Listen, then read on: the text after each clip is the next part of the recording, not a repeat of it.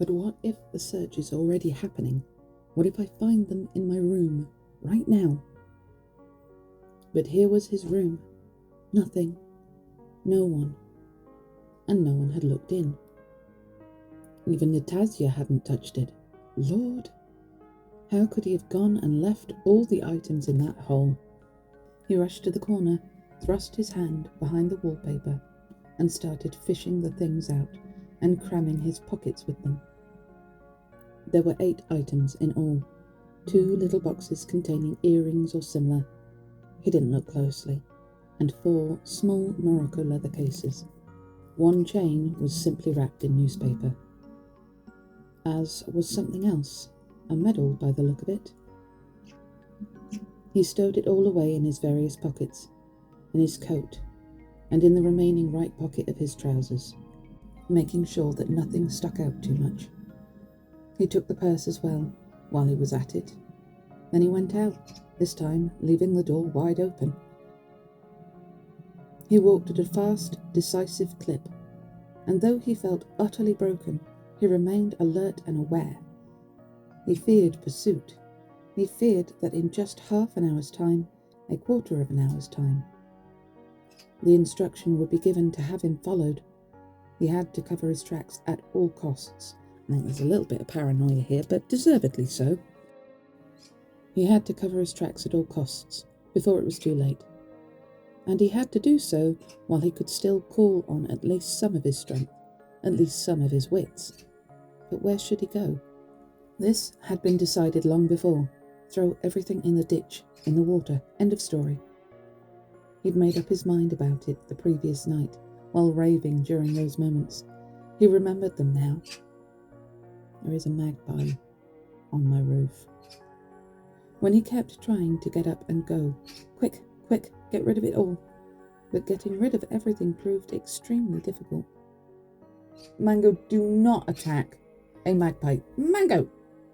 We've had that once before and you don't know how that worked out, but it wasn't great. So you leave those magpies alone. They will eat you. He'd been wandering along the Catherine Canal for about half an hour already, perhaps even longer, and he'd glanced more than once at the steps leading down to the ditch, whenever he passed them. But there could be no question of him carrying out his intention.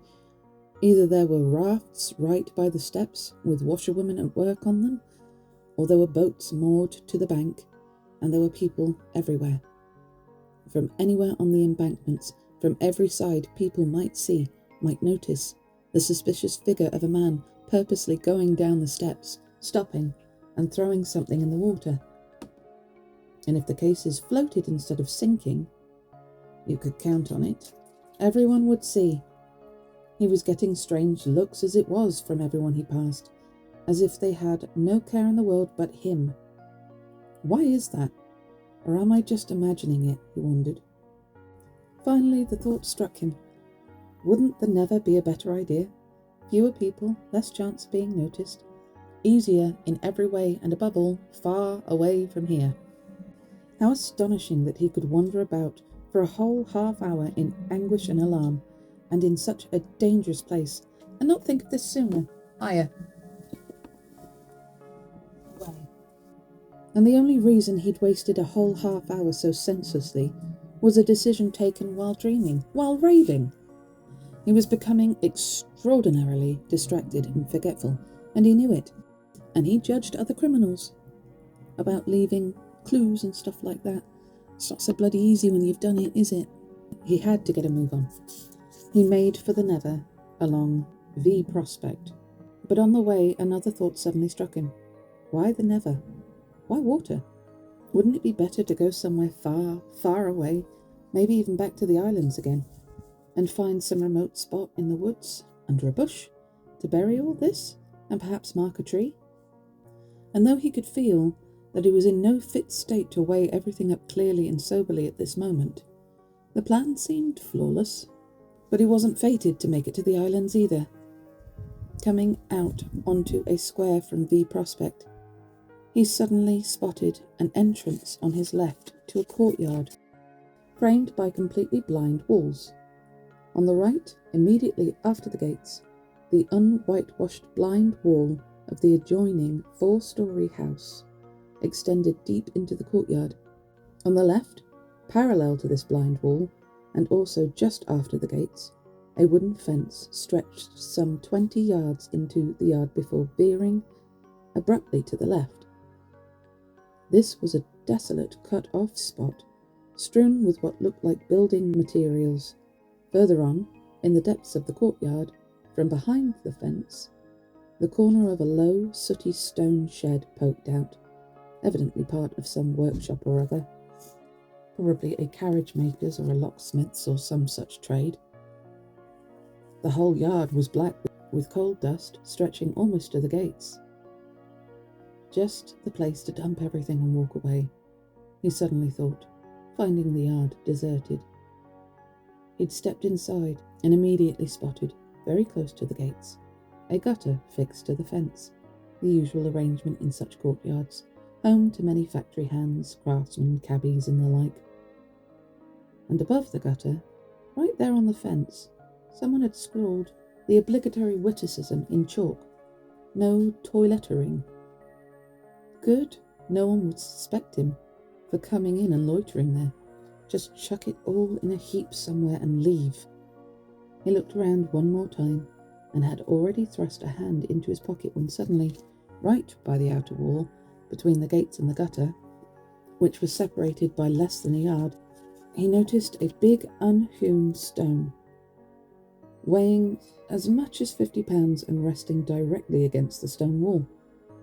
On the other side of this wall were the street and the pavement, and he could hear the to and fro of passers-by, always plentiful hereabouts, but no one could see him this side of the gates, not unless someone came in off the street, which in fact was perfectly possible, so he had to hurry. He stooped, grabbed the top of the stone firmly with both hands, mustered all his strength, and overturned it. A small hollow had formed beneath the stone, to which he immediately began tipping the contents of his pockets. The purse ended up on the very top, but there was still some space left.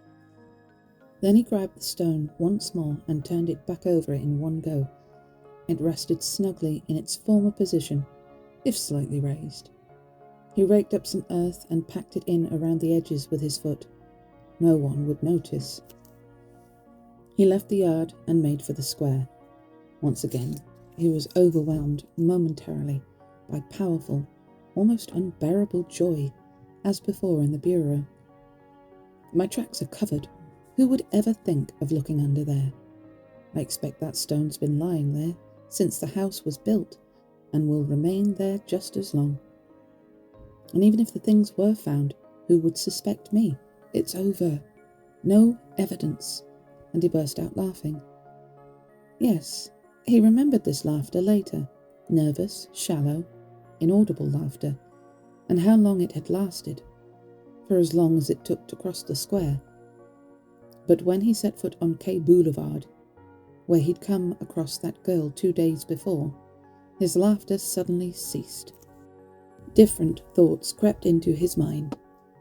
He also felt a terrible, sudden disgust at the prospect of walking past that bench now, the same one on which he'd sat and mused once the girl had gone, and thought how awful it would be to meet that man with the moustache again, the one he'd given a 20 kopeck coin to that time.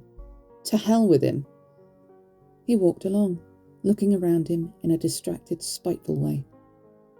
All his thoughts now circled around a certain crucial point, and he himself could feel that this really was the crucial point, and that now, precisely now, he'd been left one-on-one with it, for the very first time, in fact, in these whole 2 months. To hell with it all, he suddenly thought in a spasm of unquenchable spite. It started, so it started. To hell with it. To hell with new life. God, how stupid this is. How I tricked and lied today. How sickeningly. How sickeningly. How do I say that? Sickeningly. There we go. How sickeningly I fawned and flirted with that appalling Ilya Petrovich just now. You flirted with him? But that's all rubbish too. What do I care about any of them?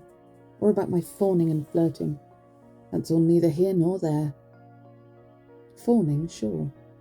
Suddenly, he stopped. A new, quite unexpected and extraordinarily simple question had knocked him off course and filled him with bitter astonishment.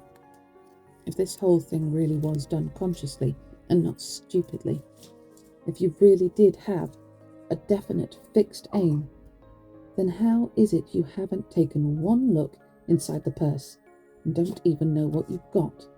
The very reason you accepted all this agony and consciously set out on something so despicable, so vile, so low. Just now you even wanted to throw the purse in the water, along with all the items you haven't seen yet either. How come? I was thinking that. Yes, exactly. But he'd known that already, and there was nothing new about this question. And when he'd decided, the previous night, to throw the stuff in the water, he'd done so without a moment's hesitation or a single reservation, as if that was exactly how it should be, as if there could be no other way. Yes, he knew all this already, remembered it all. And what was to say it hadn't been decided yesterday, at that very moment, when he was sitting over the box, taking out the cases?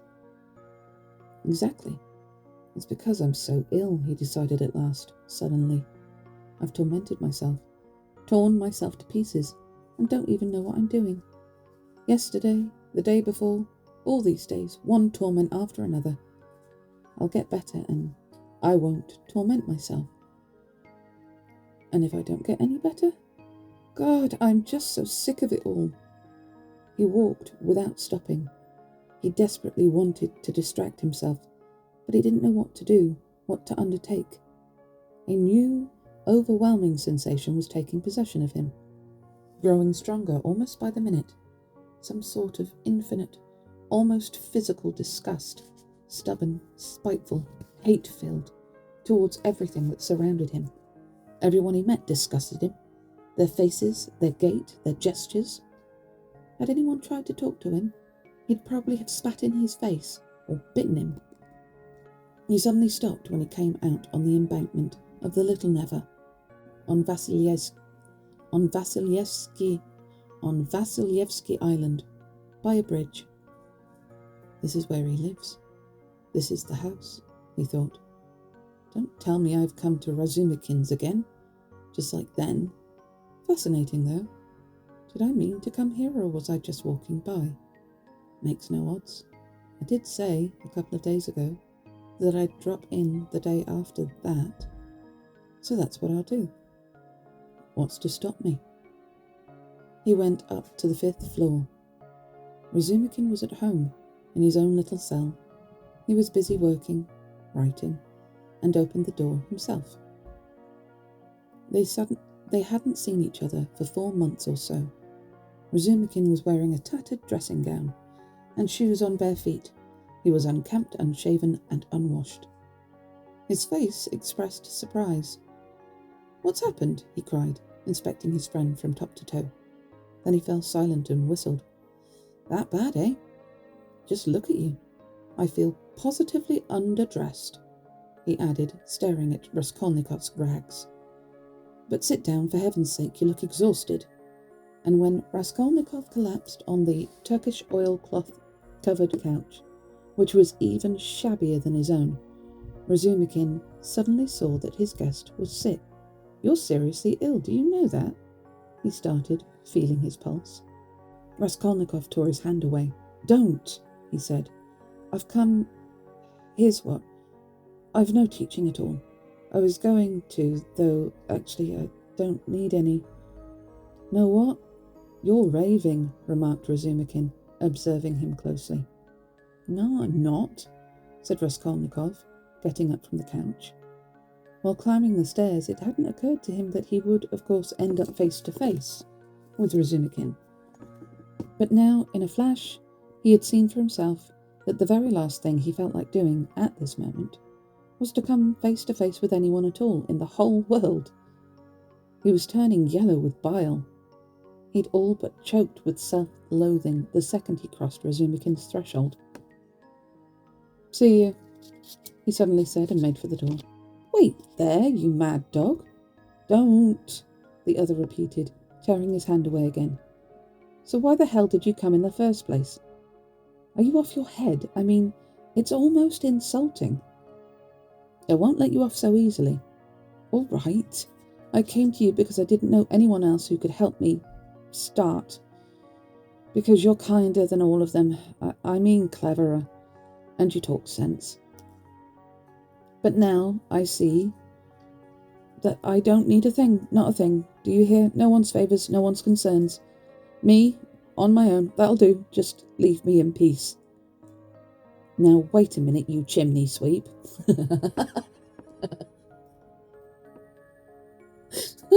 That's a brilliant insult.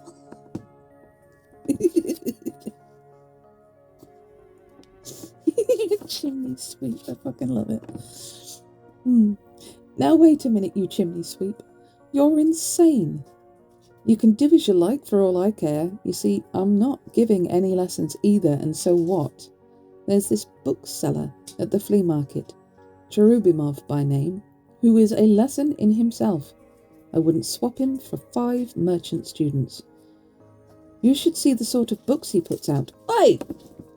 So you're the one that broke the gate?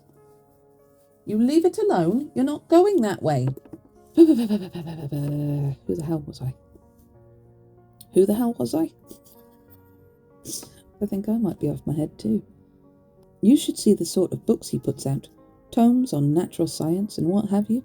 All selling like hotcakes. The titles alone are priceless. You've always said, I'm stupid. I tell you, my friend, I'm nothing compared to some." Now he's decided to go with the tide. It's all Greek to him, and I egg him on, of course.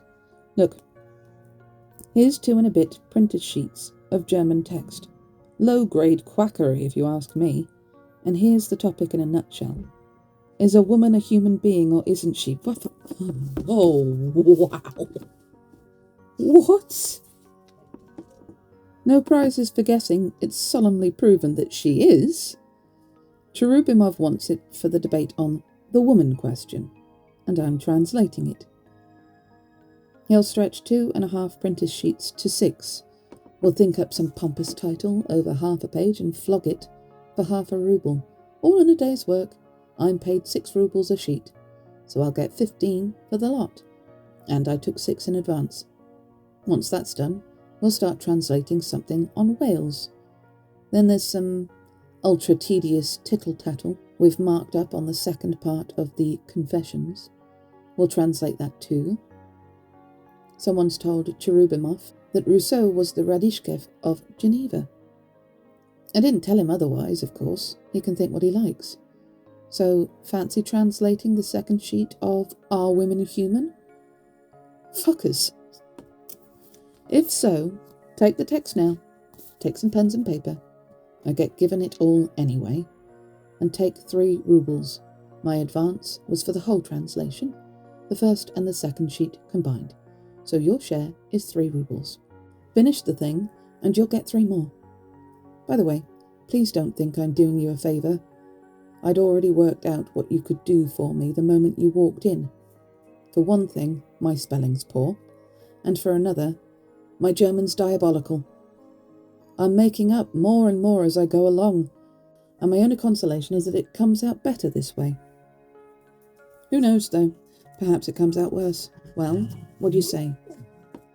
Raskolnikov silently took the pages of German text and the 3 rubles, and left without saying a word. Razumikin watched incredulously. But having already reached the first line, Raskolnikov suddenly turned back, went up to Razumikin again, and, placing both the German pages and the 3 rubles on the desk, went off again without saying a word. Have you got the DTs or what? What's DTs? Razumikin roared, finally snapping. Why this song and dance? You've even confused me. Why the hell did you come in the first place? I don't want any translations, Raskolnikov muttered, already on his way down. So what do you want? Razumikin yelled from above. Raskolnikov carried on down in silence. "Hey, where do you live?" No reply. "To hell with you then." But Raskolnikov was already outside. On Nikolaevsky Bridge, he was brought sharply to his senses once more by a nasty incident. A carriage driver lashed him full on the back with his whip, as punishment for Raskolnikov very nearly getting himself run over by his horses. What the fuck?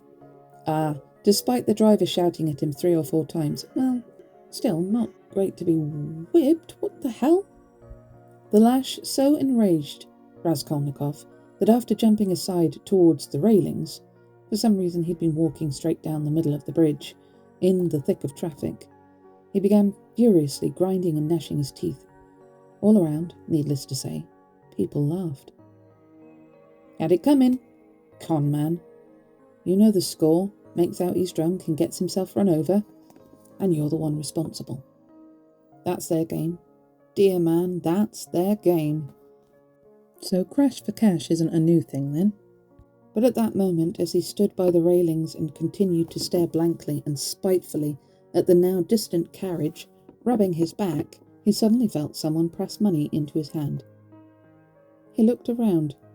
It was an elderly merchant woman wearing a silk headband and goatskin shoes, accompanied by a girl in a hat carrying a green parasol, probably her daughter. "Take it, father, for the love of Christ." He took it, and they walked on. A 20-kopeck piece. His clothes and general appearance were such that they could very easily have taken him for a beggar, a real kopeck collector. And he probably had the lash of the whip to thank for receiving 20 kopecks all at once. They must have taken pity on him. He clenched the coin in his fist, walked on a few yards, and turned to face the Neva, in the direction of the palace. There wasn't a cloud in the sky, and the water was almost blue, a great rarity on the Neva. The cathedral's dome, which stands out better from here on the bridge, some 20 yards before the chapel, than from any other spot, simply shone, and through the pure air its every decoration was clearly discernible. The pain from the whip subsided, and Raskolnikov forgot about the blow. One troubling and less than lucid thought was occupying his mind to the exclusion of all others. He stood and stared into the distance for a long while. He knew this spot particularly well. While attending university, it often happened, 100 times perhaps, usually on his way home, that he would pause at precisely this spot, look intently at this truly magnificent panorama, and every time be almost amazed by the obscure, irresolvable impression it made on him. An inexplicable chill came over him as he gazed at this magnificence. This glorious scene was filled for him by some dumb, deaf spirit. He marvelled every time at this sombre, mysterious impression, and, distrusting himself, put off any attempt to explain it. Now, all of a sudden, those old questions of his, that old bewilderment, came back to him sharply, and it was no accident, he felt, that they'd come back now. The simple fact that he'd stopped at this very same spot as before seemed outlandish and bizarre, as if he really had imagined that now he could think the same old thoughts as before, take an interest in the same old subjects and scenes that had interested him such a short while ago. He almost found it funny, yet his chest felt so tight it hurt. In the depths, down below, somewhere just visible beneath his feet, this old past appeared to him in its entirety. Those old thoughts, old problems, old subjects, old impressions, and this whole panorama, and he himself, and everything. Everything. It was as if he were flying off somewhere, higher and higher, and everything was vanishing before his eyes. Making an involuntary movement with his hand, he suddenly sensed the 20 kopeck piece in his fist. He unclenched his hand, stared hard at the coin, drew back his arm, and hurled the coin into the water. Not going to be able to make any wishes on that. This man absolutely loathes himself.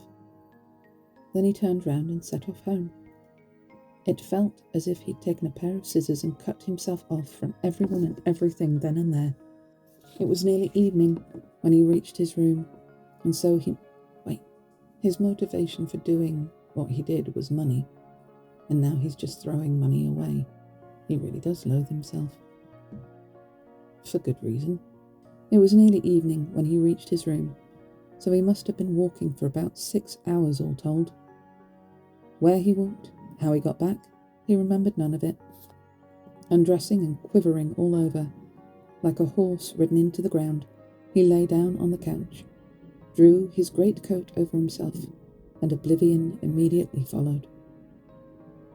He woke in deep twilight to a dreadful scream. God, what a scream! Such unnatural sounds, such wailing, howling, grinding, weeping, beating, swearing. Never before had he known anything like it. Never could he have even imagined such brutishness, such frenzy. He sat up in his bed, frozen with horror and anguish. But the fighting, howling, and swearing grew louder and louder. And now, to his utter astonishment, he could suddenly make out the voice of his landlady. She was howling, squealing, wailing, hurrying, rushing to get the words out, so that they all came out as one, begging for something. For the beating to cease? Of course, for she was being beaten without mercy on the stairs. The voice of the man doing the beating had become so dreadful in its malice and fury that by now it was no more than a hoarse wheeze. But he too was saying something. He too was speaking quickly and unintelligibly in a breathless rush. Suddenly Raskolnikov began trembling all over. He recognized this voice. Ooh, it was the voice of Ilya Petrovich. Ilya Petrovich was here, and he was beating the landlady. He was kicking her, banging her head against the step. That was obvious from the sounds, the howls, the blows. Was the world upside down? He could hear crowds gathering on every floor. All the way up the stairs he could hear voices, cries, footsteps, knocking, doors banging, people running over. But why is this happening? Why? And how is it possible? He kept repeating, seriously thinking that he'd gone quite crazy. But no, he could hear too clearly for that. But in that case, they would be coming to him now, because this must all be to do with that, yesterday. Lord! He was about to reach for the hook and lock himself in, but his hand wouldn't move. And what was the use? Fear enveloped his soul like ice, exhausting him, numbing him. But now, finally, this whole racket, having lasted a good 10 minutes, was gradually subsiding. The landlady groaned and sighed. Ilya Petrovich still threatened and swore, but now, at last, he, too, seemed to quieten down. There was no sound from him at all. Can he really have gone? God! Yes, and that was the landlady going too, still groaning and crying. Why the fuck was he beating her? And that was her door banging shut. And that was all the people going back into their apartments from the stairs, gasping, bickering, calling out to each other, shouting, whispering. How many there seemed to be, as if the whole building had gathered. God, can this really be happening, and why on earth did he come here? Raskolnikov collapsed onto the couch in exhaustion. But he was no longer able to close his eyes. He lay there for half an hour or so, experiencing such suffering and such boundless, unbearable horror as he had never experienced before. Suddenly, bright light poured into his room. Natasya came in with a candle and a bowl of soup. Looking at him closely and seeing that he was not asleep, she set the candle on the table and began laying out what she'd brought: bread, salt, the bowl, a spoon, I expect you've not eaten since yesterday. Fancy knocking about town all day when you've got the shakes. Natasha, why was the landlady beaten? She stared at him. Who beat the landlady? Just now, half an hour ago. Ilya Petrovich, the district superintendent's assistant. On the stairs? Why did he have to beat her like that, and why did he come? Frowning, Natasha studied him in silence for a very long time. Such scrutiny began to make him very uncomfortable, even frightened. Natasha, why aren't you saying anything? He said at last in a timid, faint voice. That's blood, she finally answered softly, as though speaking to herself. Blood? What blood? He mumbled, turning pale and backing away towards the wall. Natasha carried on looking at him in silence. No one beat the landlady, she said again in a stern, decisive voice. He looked at her, barely breathing. I heard it myself. I wasn't asleep. I was sitting up, he said, more timidly still. I listened for ages. The superintendent's assistant came. Everyone gathered on the stairs. From every apartment. No one came. That's your blood yelling inside you. That's when it can't get out and clots up your insides and you start seeing things. So are you eating or not? He didn't reply. Natasha was still standing over him, staring at him and not leaving. A drink, please, Natashushka. She went downstairs and returned a few minutes later with some water in a white earthenware jug. And that was the last he remembered. All he could recall was taking a swig of cold water from the jug and spilling some on his chest. Oblivion came over him. What the hell is going on?